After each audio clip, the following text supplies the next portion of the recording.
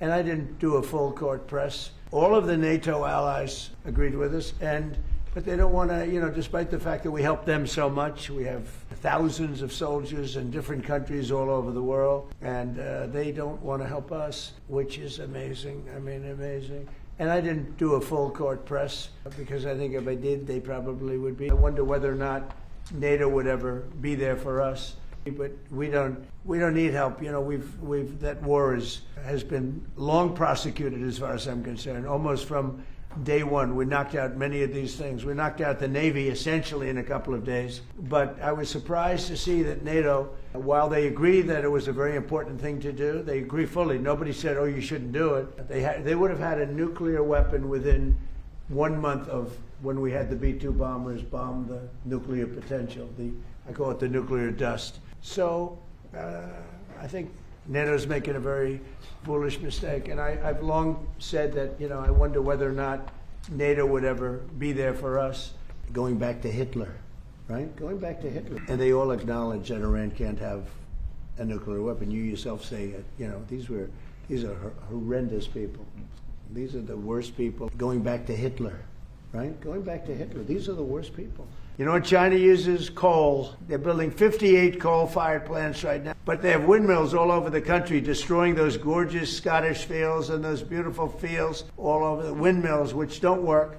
They're tremendously expensive. And the best testament to that is the windmills are made in China, but China doesn't use them. You know what China uses? Coal. They're building 58 coal-fired plants right now, and that's up to them. These foolish countries that are buying windmills, putting them out of business. I'm proudly telling you that we're going to try and have no windmills built in the United States. Can I ask you how you're doing with your legal case against the BBC and their fake news documentary? Well, the BBC was incredible. What they did is they had me speaking something I never said, and I've never seen anything quite like it. But BBC took it a step further. They actually they put words in my mouth, and I said some pretty bad things, and I didn't say them. It was AI generated. And I said, I never said that. In fact, some of my people said, wow, that was pretty bad stuff you said. I said, what did I say? I'm pretty good at this stuff. I mean, if you can go through years of these press conferences and you're a popular president of the United States that won in a landslide, that won all 7 swing states, that got record numbers of votes, so I guess I'm okay at this stuff. I said, I never said that. And then we found out it was AI generated. And they admit they made a mistake. They are begging to make a deal, not me. They're begging to make a deal. We've really done tremendous damage to the places where they make them. And just so we set the record straight, because I've been watching the Wall Street Journal's fake news and all these stories that get printed like, oh, I want to make a deal. They are begging to make a deal, not me. They're begging to make a deal. And anybody that saw what was happening over there would understand why they want to make a deal. But they say, oh, we're not talking to them. Anybody would know they're talking. And only a total fool. And they're not fools. They're very smart, actually, in a certain way. And they're great negotiators. I say they're lousy fighters, but they're great negotiators. And they are begging to work out a deal. I don't know if we'll be able to do that. I don't know if we're willing to do that. They should have done that 4 weeks ago. They should have done it 2 years ago.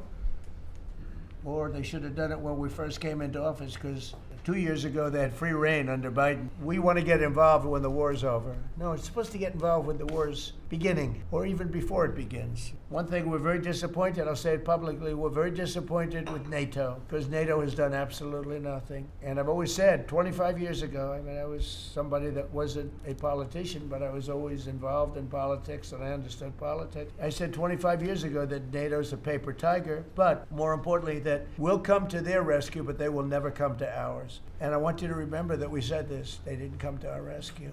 Now they all want to help. When they're annihilated, the other side is annihilated, they said, we'd love to send ships.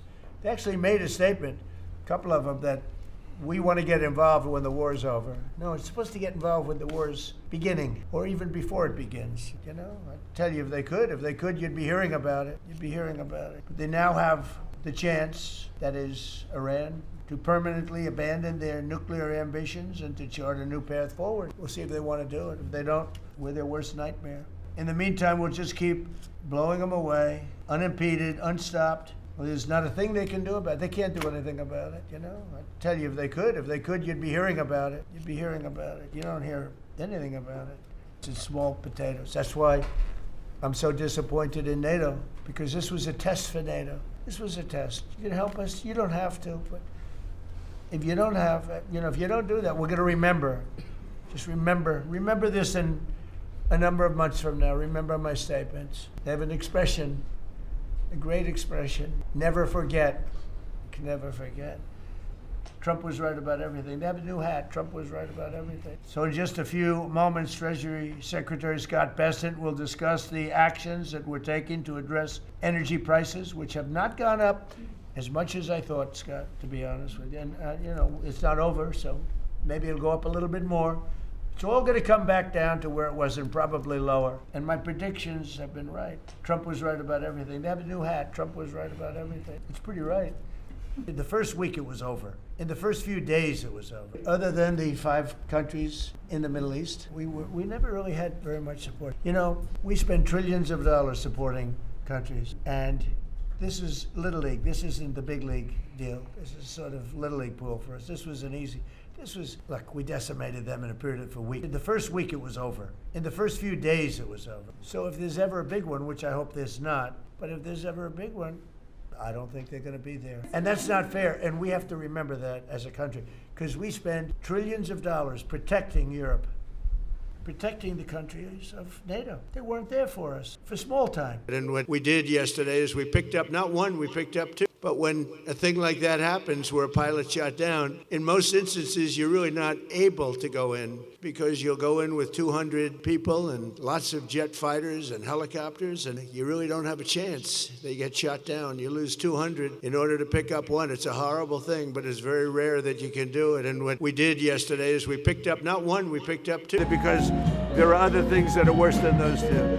As the expression goes, uncle, but they will. And if they don't, then they'll have no bridges, they'll have no power plants, they'll have no anything. I won't go further, because there are other things that are worse than those 2.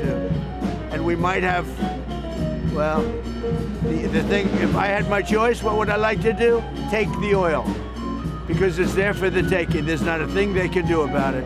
Again, there are lots of different alternatives. We have many alternatives. Children that are now in a war zone, we're keeping them as safe as we can possibly keep them.